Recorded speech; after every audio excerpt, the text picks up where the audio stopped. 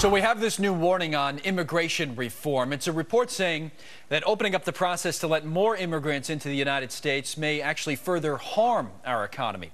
Dan Stein is the president of Federation for American Immigration Reform, joins us now from D.C. to talk a little bit about this, which, you know, it's counterintuitive, quite frankly, Dan, to what we hear sometimes from business leaders that we have on the show or CEOs that come on and say, yeah, we need more immigrants because they're going to create jobs. But you guys found what? Well, look, we really have a mismatch here in our immigration policy between what we need as a nation, our labor market needs, and the immigrants coming into the country and also those here illegally here today. The president talks about a big immigration amnesty, but like 75% of those here illegally don't have a high school degree or high school degree or less. If you legalize them, their eligibility explodes for various entitlement programs and their the earned income tax credit and others, and they wind up costing taxpayers far more than the value added.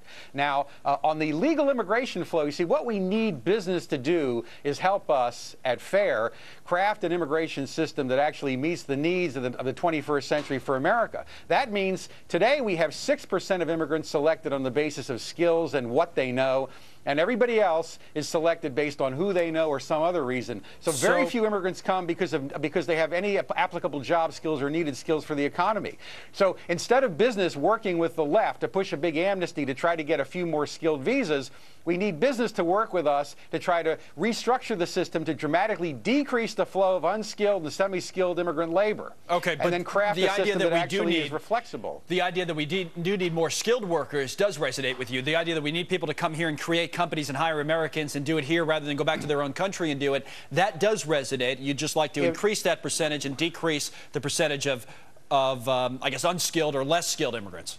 Yeah, well, you know, finding that immigrant entrepreneur who's going to expand through value added and attract capital, maybe they have proprietary knowledge, that's very difficult to do. But yeah, you certainly want those people. At the same time, you don't want to bring in garden variety, semi-skilled and skilled immigrant labor that's actually decreasing employment and wage opportunities, or would normally be attracting native-born into getting trained up for those jobs. What about the argument?